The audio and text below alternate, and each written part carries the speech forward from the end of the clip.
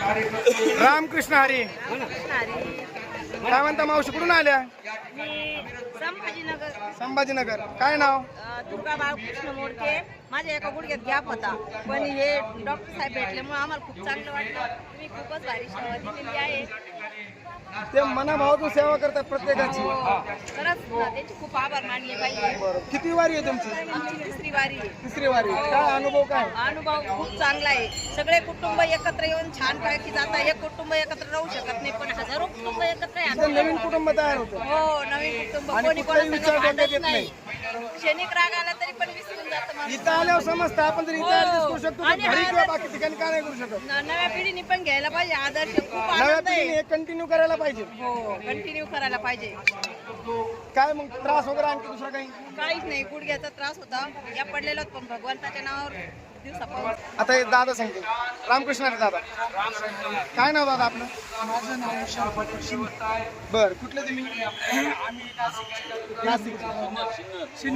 सिन्नरचे. आता कॅम्प वगैरे कसं आपला हॉस्पिटल कडून सुरू आहे का?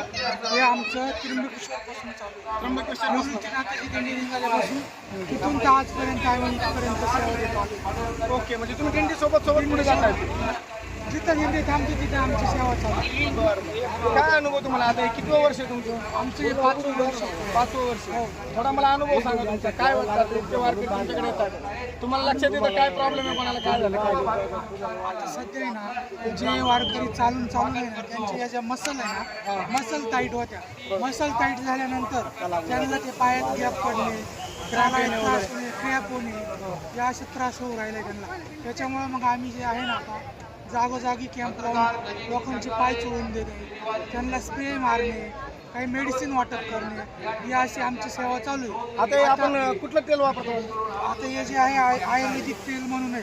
बरं. याच्यात तेल असतं, कापूर असतो, हे सगळं एकत्र केलेलं आहे आणि हे आम्ही वारकऱ्यांना लावतो. चांगली सेवा देताय तुम्ही. खूप छान सेवा देतोय आम्ही. कारण की प्रत्येकाला आज गरज आहे, इतके लांब लांब चालतात, रोजचे 30-30 किलोमीटर चालतात. खरं जर सांगायचं ठरलं तर 6 दिवसापासून मी स्वतः आजारी आहे. तरी पण माझी सेवा आवाजातून समजतंय. हो, खूप आजारी आहे. मला रात्रीचं सलाईन लावतो, दिवसा काम करतोय. बस. असं बघा कोण करणार का? हे वारकरी आहे. आता हेच आपल्याला मेसेज पूर्ण करायचा. यांचाच आशीर्वाद आहे मला, बाकी काही. यांचाच आशीर्वाद आहे. वारकरी म्हणजे दुसरा माऊली. आशीर्वाद आशीर्वाद भेटतोय. मलाही द्या, मलाही गरज आहे माऊली. अशी सेवा करावं सगळे. एकच गावचे आहेत का? दादा तुम्हाला किती 5-6 वर्ष झाली का? हो, मला 3 वर्ष झाली. 3 वर्ष झाली. बरं बरं. म्हणजे आता तुम्ही फक्त वारी पुरतं जातात करता का कंटिन्यू कॅम्प मध्ये वगैरे असता का? हॉस्पिटलचं काम करता? वारी पुरतं जेवण. इतर वेळी काय असतं तुमचं? बरं बरं बरं. चला मग आता आपली भेट होत राहील. बरं बरं. मी आजारी झालो म्हणून तो सेवा करायला. अरे वा. दोघे करायला लागलो. इसको तो दोस्त ना बोलते हे. रामकृष्ण हरी बाबा. खूप आनंद वाटतो बरं का सेवा. हा, खूप छान. काय नाव बाबा? भारत सोनवणे. भारत सोनवणे. बरं बरं. कधी निघली तुम्ही? 7 तारखेला. 7 तारखेला. 350 किलोमीटर झाले. काय वाटतंय? चांगलं वाटतं. चांगलं वाटतंय? हा, काही त्रास? काही नाही. काही नाही. आणि किती वारी आहे तुमच्या हाती? हे 15 15वी वारी.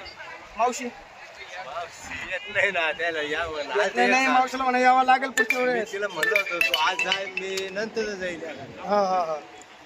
पुढच्या वेळेस नक्की मावशीला घेऊन या. आम्ही भेटू तुम्हाला. चला, रामकृष्ण हरी. तुमचा अनुभव सांगा.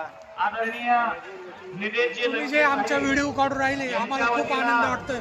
कुठेतरी आम्ही दिसतोय लोकांना. खरंच आमची सेवा चालू आहे. तुमच्या या सेवेतून आणखी लोक मोटिवेट होत आहेत. हो, आणि व्हिडिओमुळे तुम्ही पण मोटिवेट होत आहे. हे गरजेचं आपल्याला. हाच मेसेज समोर पोहोचवायचा आहे, जेणेकरून आणखी लोक यामध्ये आले पाहिजे. आलेच पाहिजे ना. आणि लोकांना माहिती झालं पाहिजे खरी सेवा चालू आहे म्हणे का पांडुरंगाच्या दारी. चला, रामकृष्ण रामकृष्ण हरी. असंच काम चालू आहे.